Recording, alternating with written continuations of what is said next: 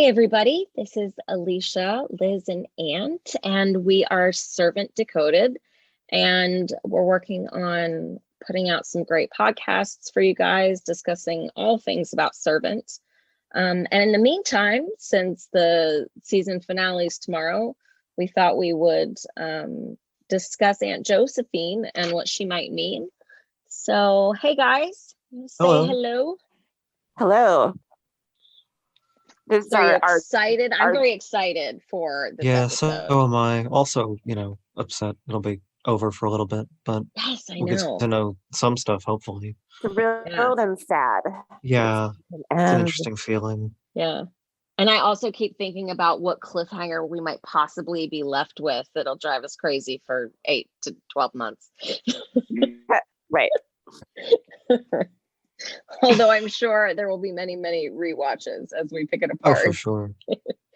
There's much more to discover there, I'm sure. Mhm. So the first time they mentioned Aunt Josephine, in my recollection, was during I think Marino. Yeah. Do you guys remember it being remember her being mentioned? Uncle George mentioned, or is that What? was it before or after that? I feel like it was after. Because I just Okay. remember it really standing out to me that we finally heard the name mentioned, but I could be wrong. Had there been reference to another female in power or another aunt before? I can't think of anything. So I think specifically, no. It's not true. The Right. nursery rhyme, the cautionary, sing-song thing that Josephine does of, have you been good? Have you been mean? Watch out for Aunt Josephine with the blanket over her head and chasing poor little Sergio. Yeah. So do you guys think that this is a person that she has encountered before, or do you feel like it was kind of a myth, legend, cautionary It sort of feels tale? like that. I mean, you can't really tell how she feels about it, but like she's at least nervous. So I don't know if there's like, how like in the village they let the people like touch the claws of the thing, and then they're like, well, like they like build up like it's like tension with like certain things. Like I don't know if they actually trick the kids or like they see Aunt Josephine in some sort of like a shadow. Like I don't know, because she's like. Well, do you think that she knows that Aunt Josephine is coming? Well, yeah, George tells her, Yeah. she's coming. I feel with May. No, her. But like, is she thinking maybe that's an empty threat? Like she does react. So I mean, there is a fear there, but you could react to like the same thing, like the boogeyman or something like that. Like if that could still instill the same amount of fear if you're just as innocent. And at that time, she was a little more than she is now, anyway. So I guess it could go either way, really. Based on season 1, when George first came to retrieve her and failed, and he said, well, I'm gonna, you can't say no to May.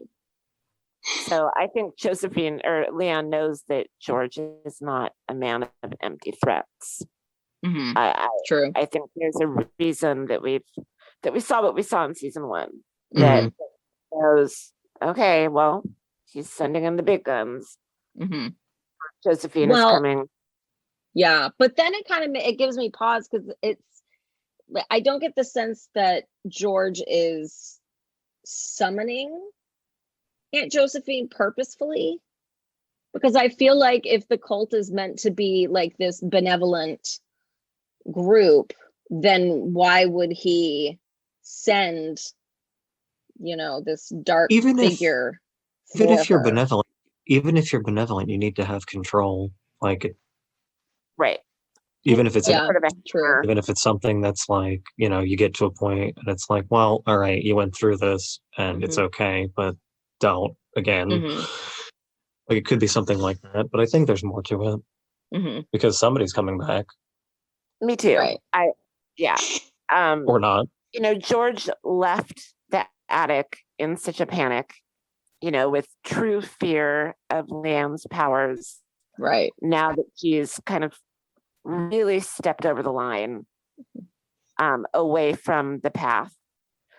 And, we've talked about a little bit about how she strayed and how that's portrayed. We talked earlier about the symbolism or the visual of her in the attic at the beginning of the episode prior to the last, where she's in the white nightgown with the snow falling around her, looking very angelic. And then later in the black dress with her hair kind of wild, and she seduces Julian, and the fire and George literally running away. Right. I think he's fearful. And I think, so I think that he does intend to send out whatever their version of enforcement is, law enforcement. I wonder what his fear is, though, right? Like, why is the idea of Leanne being more powerful? Like, how do you feel like that directly relates to him being scared about that? I don't understand that either, because unless it means something specific for the cult, there doesn't really seem to be like an overreaching effect on like I guess we could say Philadelphia or the world. Right. Like, yeah. I like mean, the it kind of cult just isn't occurred to influencing me as anything but we're the talking. Turners, and they affected the Marinos by way of, I guess, also Land's interference or lack thereof. So like, why? It's just these people that they're touching, like personally, not like it doesn't seem like a damned earth sort of a situation. If that's But they're also they're channeling powerful energy, right? For these specific people, it's why these people. Well, they know of, presumably, they know of Leanne from her childhood history of burning down the house and her family and maybe herself with it. And we talked a little bit about the idea of maybe they've been binding her power or trying to keep her in check. She's this loose cannon that they have attempted to keep on the good side, the side of good. Right, reined in. Good. Doing good work, doing God's work. But I do wonder, even still, like, is George worried that this is like an apocalyptic situation? Like, his fear is so visceral, as though he's going to be murdered. But if they're not, if they're already sort of dead and resurrected, or whatever's going on there, his fear to me is kind of still a big mystery. Well, didn't he say to Sean when describing who he is and who they are? We try to stay in the shadows and remain unseen. We try to draw as little attention to ourselves as possible. What if you have this wild card running around resurrecting people willy-nilly? Yeah, who knows what he's afraid Leanne might do, but it would certainly draw attention, right? Yeah, but I mean, is he worried about like they're in the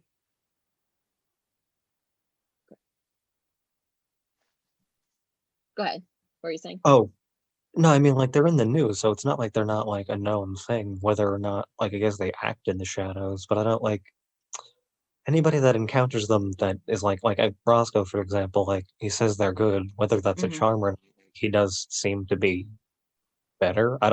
We don't know enough about him, but like, he does seem to be like, I don't know, like, was he better dressed? Like, a little cleaner? Like, maybe happier? He just, like, something happened to him. Right. And if you're doing those sorts of things, like, what is there? Like, is it too much for the general public, or too much for like people to accept that maybe something otherworldly or whatever it might be is a good thing? Like, is that the thing that they're hiding? Yeah. That's a good. I like that. Maybe. If you look at the Salem witch trials, right. It's kind of a modern day version of that. We've got, this child resurrecting babies, or you know what I'm saying? That right. they've got, this magical person. And if she goes off, I mean, the path seems to be very important to them. That they stay secretive and that they're doing their work, their work, but they're doing it in a very specific way in private. And if she goes rogue, that could mean all sorts anything, of people, right? right? Mm-hmm. It seems like I an extreme, like, evangelical type allegory, like, because they're not like Leanne's not really doing anything on the macro level. She's like coming to these people to, like, I don't know, I guess teach them things in a roundabout way and, like, I guess absolve them or try to absolve them in, like, the most convoluted series of rituals, it seems to be. But or to reward, right, exactly. Yeah. Suddenly, judge, jury, and executioner in this situation, and, like, you let me. I don't know. I guess in that way she could be an infection, like George says. But, like, Yeah. is an infection ever good? It's just such phrase. Yeah. And I think it's I think it's interesting that Dorothy, and I don't know, maybe it's the fact that she feels, why was it Sergio's death that sort of sent her over the edge? Because it, like, gave her a chance to, like, fix her idea of motherhood. Maybe she could, like, at least take care of this one child and, like, have it be okay, as opposed to it being whatever Jericho's situation was, or, like, seeing how Dorothy reacts. I look at it as learning the truth of what happened to Jericho is what sent her over the edge, right? That seemed to be pretty intense too. Yeah. I mean, at least where Dorothy is concerned. Yeah, she went off the path to go be with the Turners, which was the first step away, and gave them their baby back. And the cult took the baby back, and Leanne learned what Dorothy did, and then she went back on the path to the Marinos, and then went off the path again. Well, she was taken, but when she learned about knowing what Dorothy had done, she's then off the path again, punishing Dorothy and the family, right? So I had an idea when I was listening to it today, because there's been a lot of talk about, like, the way they talk around it being Jericho, right? With Sean trying to, whose baby is that? That's your baby, right? I want Jericho back. Jericho died, Sean. Dad going, it's a dead ringer. So I thought, if this is highly supernatural, and if George we know there's resurrection, if George or maybe it's reincarnation or whatever it is. But I'm wondering if it is Jericho, but dead Jericho. Like, that's what they're waiting for? Like, that's, like, maybe the only way for all of those answers that she gave to be right would be that it is a reincarnated, or, sort of angel that you can see version of Jericho. Does that make sense? No. First, I thought you meant like a ghost. They were gonna reward. Yeah. I mean, if Leanne can bring people back to life, but do you need a body for that? Because it seems like you need a body in this. I don't know if you do or not. I think it seemed right. They did. Somebody carried him out that door. That's what I mean. And he wasn't in good condition as far as revival goes, or preservation. But if she can heal and breathe life into him, where did she find him, if that's the case?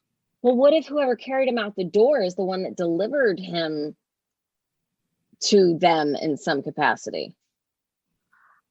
Was it Officer Reyes? Ooh, are we going back to I don't know if now? it was or it wasn't. I don't think. I don't know. I know she was know. present. I'd have to look again. Yeah.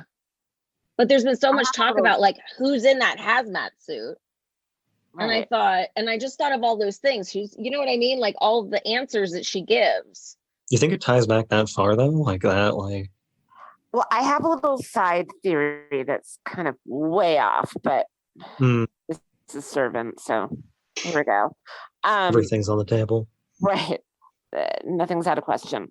Much. The idea that, okay, so dad is loaded, right?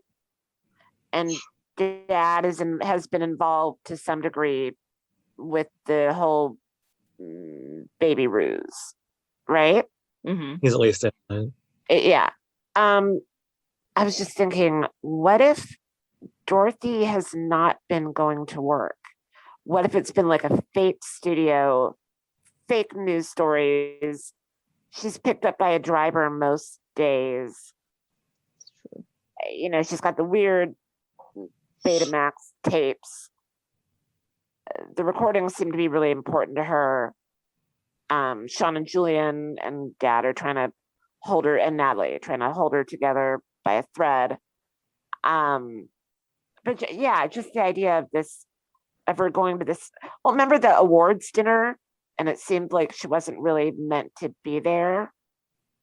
Well, and I always This is thought it was extreme. interesting too how Leanne says, "Oh, were you?" And then she's like, "Invited, yes," even though obviously that's not what she meant, right. So I always found that to be funny. But then Sean also with getting asked to be the head critic on this chef's show, when so far as we know, he's not like a famous chef. Right. Like this isn't Gordon Ramsay here, right? Like this is somebody who, helps with menus in Philadelphia. Why on earth would he be asked? I mean, sometimes they do that. Sometimes they do that for specific things, but it is kind of strange that it only happens that one time. Like you wouldn't be doing a few of them, or like at least shows or something similar to that, at least occasionally. With the cameras in the house, in the trailer for season 2, we see a camera. Right. Yes. The whole observation thing that we've talked about, privately. But what do you think of the idea that maybe there's just been this wild kind of construction of this fake world for Dorothy? I think it's very possible. I think, of course you're going, okay, to what end, but I do think that I think that there's a lot of weird things that happen that don't make sense. It's not a fully formed theory. Is that so? I know, right? That's my theory. It's a lot of work for everybody. That's what it feels like how much of her life is that important to me as her husband or her brother or anybody else that would be funding and or you know what I mean? It seems very. But they already have Natalie, the kinesiologist, coming every week to work on Dorothy. They've got the doll. But those those are affectations of a lifestyle that way, I think. The other thing that she says to her at another point, right? Is that Jericho's, he's safe, he's loved, right? Not wanting her to, right. Maybe she knew, maybe Leanne knew the baby was dead, but didn't know how it happened. And somehow they wound up with if they're sort of this entity that is they were talking about themselves like they were homeless people, right? I think that's obvious when they sort of say where they are at, right? We're on street corners, we're under overpasses. I feel like that was an odd statement distinction. That and then all of the human talk. So that was another thing that popped through my mind is that is kind of what strange. if are they leftover humans in this new world, or are they who are they a cult or are they something else? Where does it come and where is that coming from, or what's behind that? Because they go into these trances and you cannot tell me there's nothing about that and they all have this similar tone to their voice when they do that. It's just, I don't know. But when George was describing who they are and it sounded like they're homeless, I took it to mean that they're angels. we try not to interfere. Yeah. No, I did something too. of that nature, Yeah, for sure. yeah. People But- who like you don't see, basically, right? Like affect that- things from the yeah. sidelines if possible, or right. Yeah. And I know we've I don't gone think it was just like, oh, we're homeless people. I think it was kind of a metaphor in a way. displaced. even if I know quite literally. We've gone way off of our. Hi, we're going to I talk know. about. Let's do But- 5 minutes about Aunt Josephine. Hi, we're going to talk about a lot of stuff, actually. But again, it's servant, so there you go. But the For last sure. little bit about my very odd theory, the news clips, both the ones with Dorothy and without Dorothy, seem really odd. Like they're little fluff pieces, but they're shown. It's like busy work. Yeah, But a lot of news is like that. A lot of local news is like very Wild much like that. Dog. It is, Yeah. But yeah. Yeah. Is this the meant to Wild be Dog like a story- comedic sort of, something? Is this meant to be, It's a little bit of symbolic it's or a little bit of all of foreshadowing, it, I or- think. I don't think they don't know how to use it, but they use it for very different things at different times. Because Yes. I'm trying to think of specifics, but like it's definitely been like this is supposed to tell you something, and then there are Right. times when it's just like funny, and I'm still trying to figure out the chicken sandwich. I'm not The quite peanut sure. butter one too. Oh yeah. What was the Right. peanut butter one? But the fact that they said it could cause cancer, Oh, like again, Yeah. that you're going back to the infection, and he says Leanne's the infection, but if the peanut butter could cause cancer, would that maybe imply that George is the infection? It's like misdirect after misdirect after misdirect. Oh As soon no. as you're like, I think I'm getting it, then there's like something else that you're like, They really know how to telegraph things I mean, without really telegraphing anything. It's amazing. I went I don't over know how- and I was looking at each news footage bit and how I was trying to look for an overarching. yeah. Did you find theme. one, or did you see like were there No. periods like I've talked about with the clothes? Was it? What did you come to? What I found is that they seem relevant to each episode. Like the one Mhm. about the fat bird, the Right. giant ball in the sewers that's clogging things up. That and how they have to clean it out. That seemed to relate to, because that was in the episode where Sean goes in the walls of the house to spy on Leanne and Mhm. to plant the camera. Sewers, tunnels in the walls of the house. The dog, obviously, the epidemic of the roaming dogs. And then we Right. get the dog that invades the house at the end of the episode. And we see another resurrection. Mm-hmm. They seem related to each episode. Right. Yeah. Yeah. Theme yet.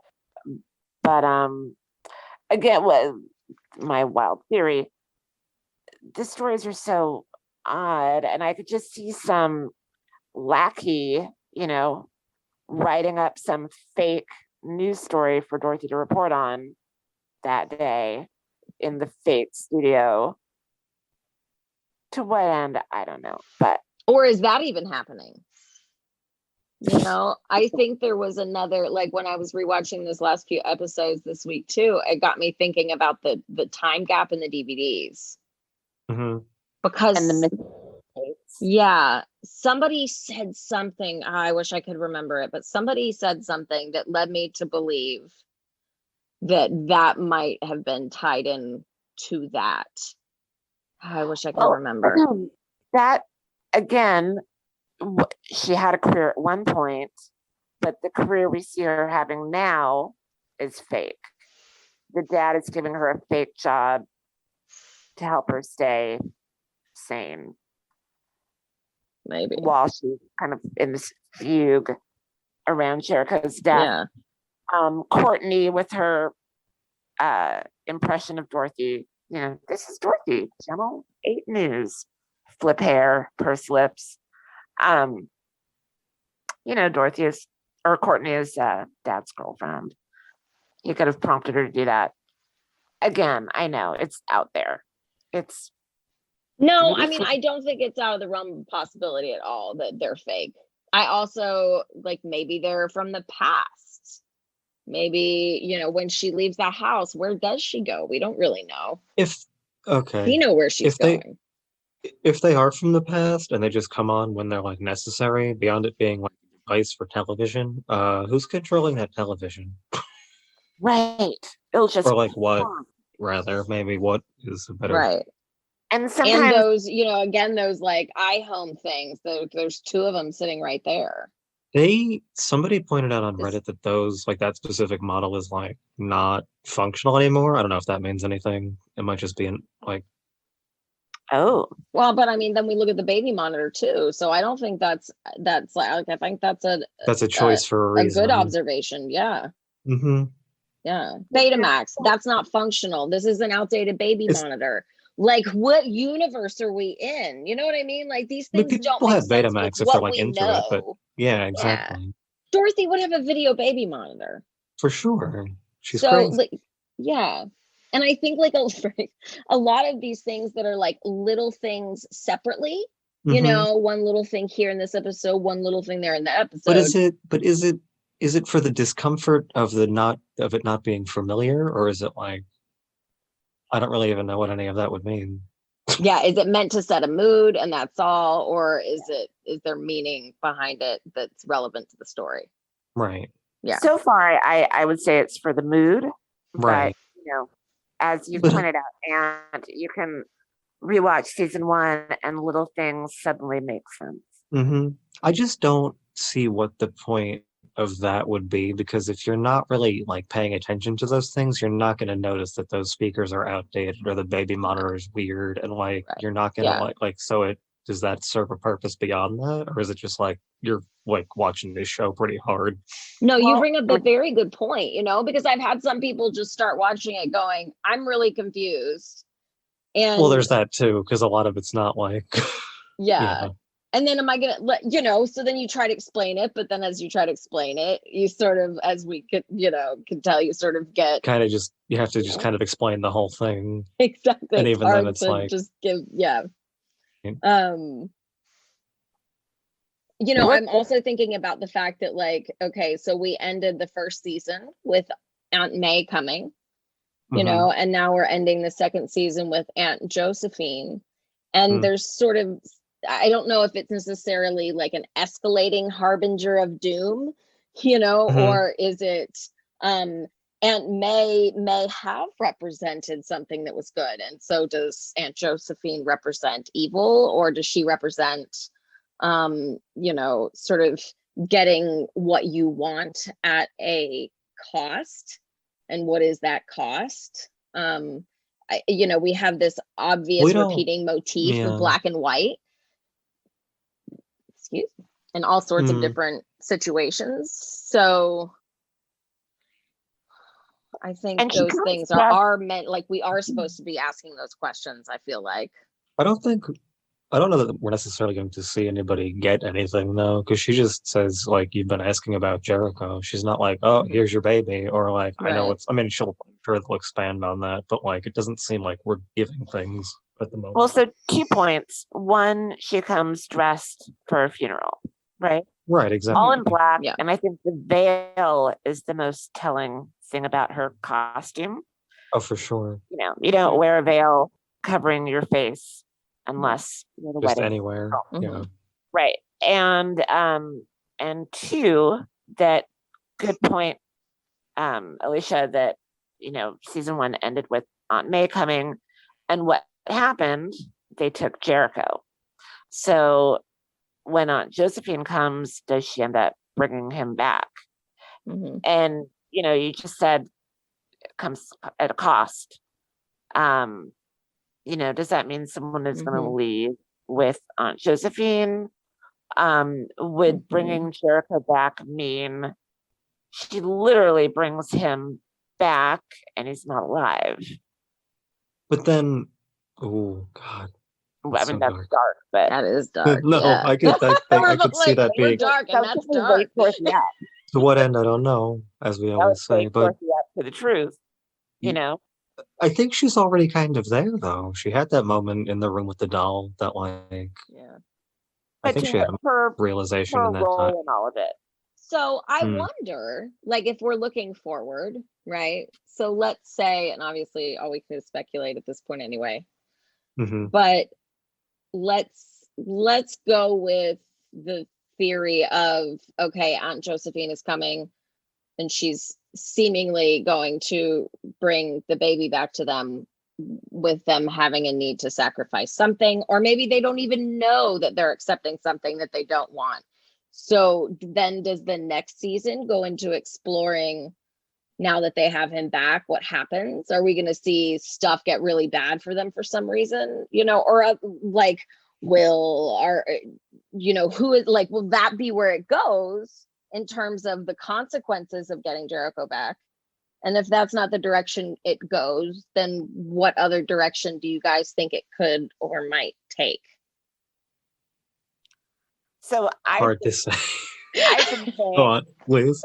I've been saying that I think that season 3 is going to show Dorothy, Sean, and Julian aligned, against the cult. But Might get a little more background too on them. Maybe they don't do many flashbacks, but there have been some, so maybe we'll get a little more of that I hope too. so. More of Sean would be welcome. But I could see, so much has been made this season of Dorothy and motherhood, with the news specifically. Emily, Recently, what does it mean to be a good mother? What does it mean to be, a mother Very to true. Dorothy? Mhm. I could see her being the exchange. She leaves with Josephine, and Jericho's brought back. And Yeah. then it's Sean and Julian and Leanne working to get Dorothy back. I mean, Or Dorothy and Jericho leave together. or here's your baby, give me your baby. Leanne's baby. No, like they give back Jericho, and then she's like, "Well, we need him." What? Oh, right. Like, Right. you can have him, but he's will. Right. Mm-hmm. What? He's now a member of the cult, or like we need him back later, or we need something like that. Oh, another lost Walt. We're gonna have to take that kid.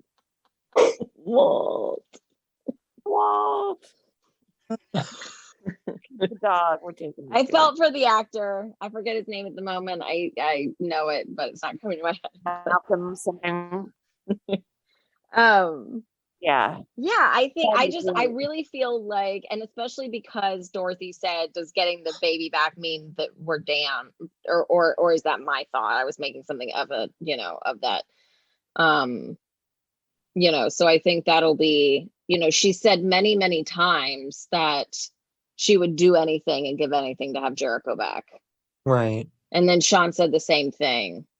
So I do have a strong feeling. But then if it's Josephine saying, like, like in The Little Mermaid, right? Ursula's like, oh, she sort of tempts her, and goes, okay, well, you can go and be with him, but you have to give me your voice. Exactly. And then if he doesn't fall in love with you, right? What if she takes type deal? Exactly like that. Like, what if she takes like her vanity or something, and suddenly she can't do the news or have that artifice of like something? That's also very intense speculation. Yeah. But yeah, I just thought about that, and I get your voice, and then you either make him fall in love with you, or if you don't, then, you're doomed forever and you guys can't be together. So, and because she wanted so badly, right, to get that opportunity, she said yes, not really realizing the consequences of that. And so I guess that's just kind of in my head where I feel like this is going with Aunt Josephine. Now in terms of the consequences, I don't know what that looks like on a micro or macro scale. For like 2 more seasons or a more season, I don't know. Yeah. I just wonder how it'll end, like now, because like it's like a normal length episode. Like I feel like I don't know, like resolve whatever's going to happen, or like carry it over into the next season, and we find out or how much of a cliffhanger. Because of course there'll be some sort of a cliffhanger. I just can't. But I would imagine that, like, if they do somehow get Jericho back, that it's not going to be the Jericho that they would have had if he had not died. Oh boy. Well, no, whatever that means. It's hard to tell. And do they even know? I mean, I know you know your baby, but like, would you really even know if that was your kid, like later on? Like, could you tell? I feel I mean, like, I know it wouldn't really matter. You raise a child and it's yeah. yours no matter what, but like, No, would I you feel ever like you really could be tell. certain? Yeah. I feel like no, I mean, like, I no, but I get I'm agreeing with you, right? Like, Right, I right. think that they can, if there's something off, they would sense that. As Or parents, maybe I they'd feel even like, have the guilt of, like you're saying, hmm, this isn't really Jericho. or is it?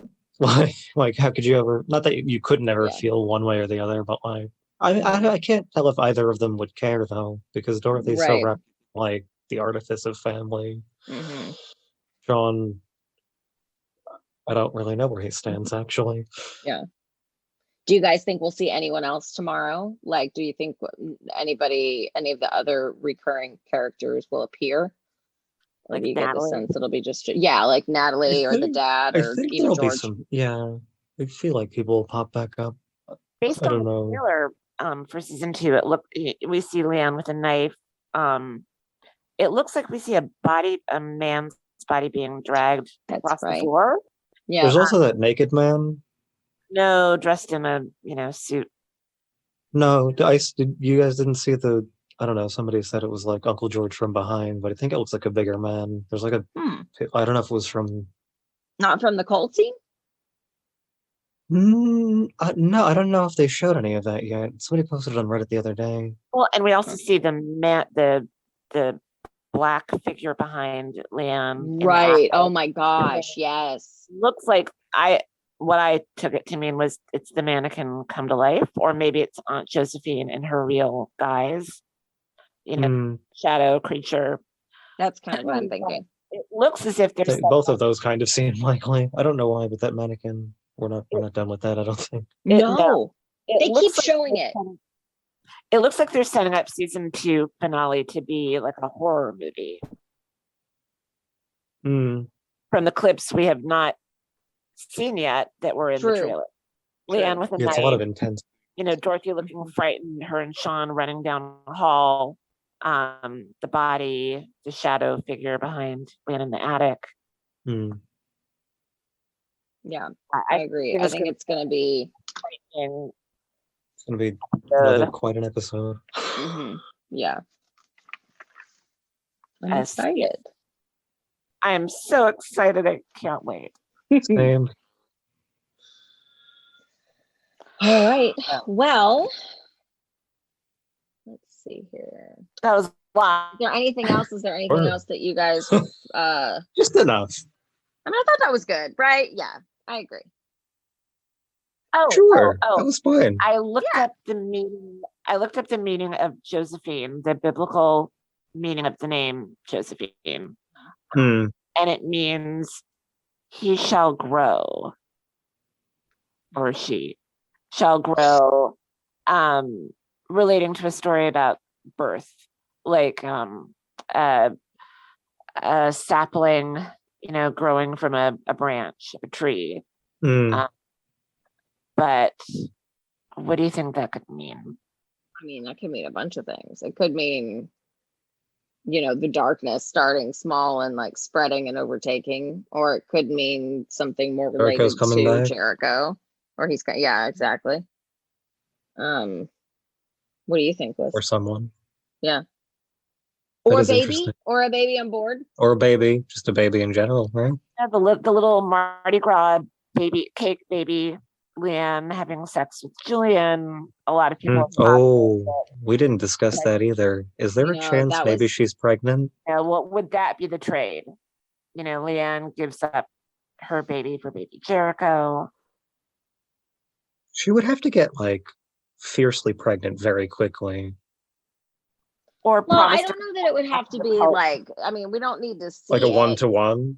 I feel like they would push. Yeah, I don't. Oh, but I see what you're saying. Like, how would it even be possible to know that soon anyway? Yeah. And then you're going to take care of her for like, they might do that though. Cause I can't imagine that happened for no reason. Right. Yeah. Beyond his, too much foreshadowing relief or whatever you want to call it. Yeah.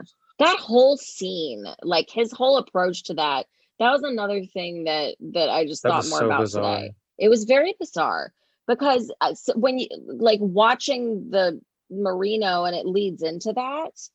No, up until that point, both of those characters were not acting appropriately. Right. I mean, you know, to And their then and then he's acting so weird at the beginning of the episode. Mhm. Right? He goes and he's looking on the computer and he's ignoring Dorothy's call and pretending he's like not printing out there.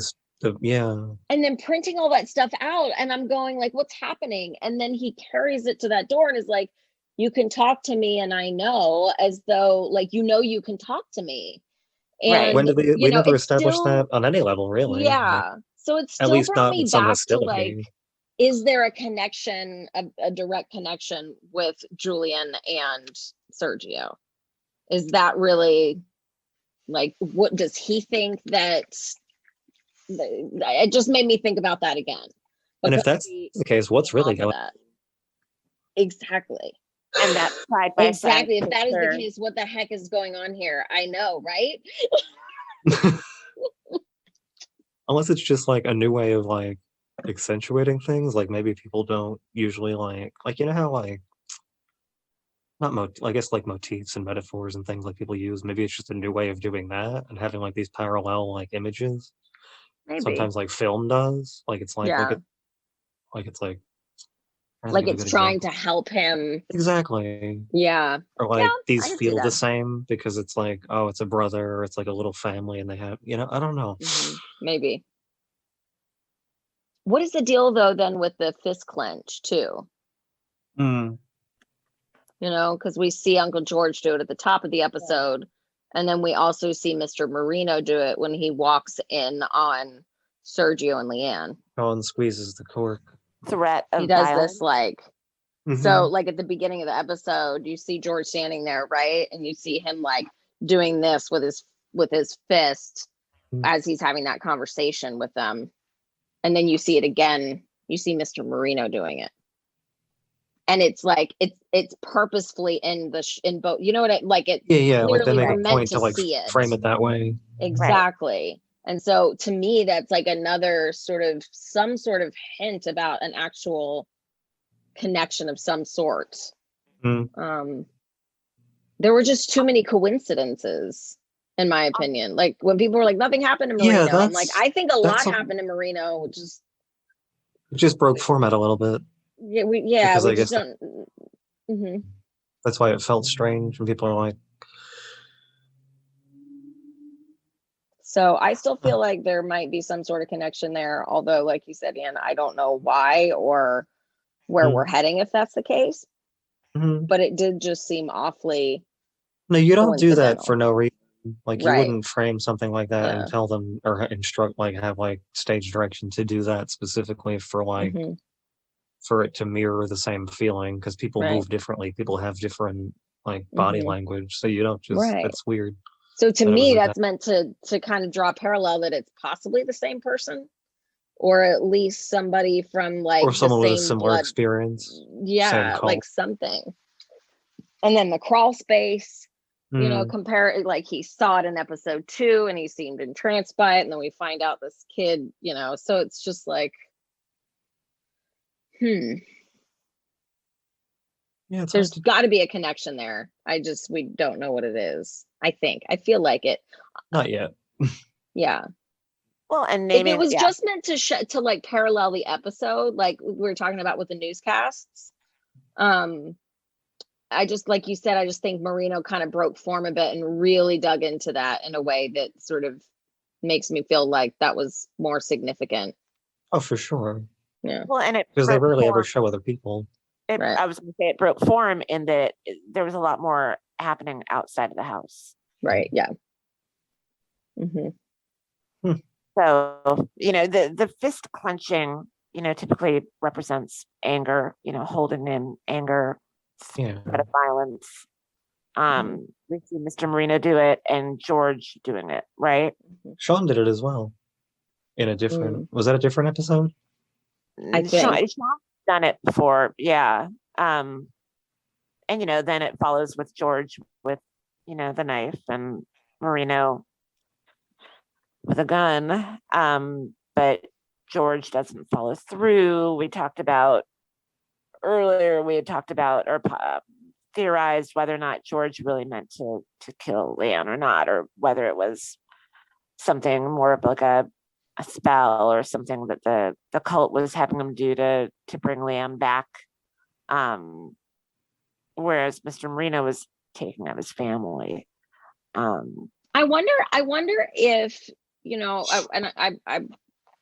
talked a little bit about like, is this a battle for people's souls? Is this a larger war where seems right so, like you need like it seems so like they're doing a lot of work to get these 4 people or these 3 people like in their like I wonder what the overall plot but if the Marinos were like what's all the it's goal? like but maybe that is the goal, right? Like to just save people or I guess at the base of it that's usually what people are trying to do in those situations, like cult or religion or right, because in their mind it's like this is, and so in a way they're like trying to build their army for good, right, so that they're strong literally, enough to battle or figurative the evil. fight, exactly, right, or just to do good in the world, exactly, to do good. Placing Leanne in a home with a man that is capable of that type of violence and insinuating that she was the only thing standing between him and his family. Right. And that's where we got that creepy shot of the newscast or the newscast with the anchor woman that seemed to be looking directly at Leanne saying, if someone had just been here, this happened, right? If you had just stayed. Not that she had a choice, but so I don't know. I mean, I definitely think it's worth considering that. But if that's the case, and then the guilt is placed on Leanne, and that wasn't her fault, like what does that mean? I was going to say that goes back to the Turners Dorothy take on more of death of yet another child. And not being awake for her own selfish. Wow, I haven't even thought of that. Like she doesn't deserve her, right? Or she doesn't deserve Jericho. She doesn't deserve this. Right. And for all of Dorothy's talk about what a good mother she is, this is what a mother does. I'm a mother. But a mother wouldn't harm another child. No, and no. I mean, you'd like to think. That's where I think the significance of Leanne's reaction to Dorothy with the noose is important, because Leanne sees Dorothy preparing to act selflessly for the first time for her child. And I think it really makes Leanne think what she stands for.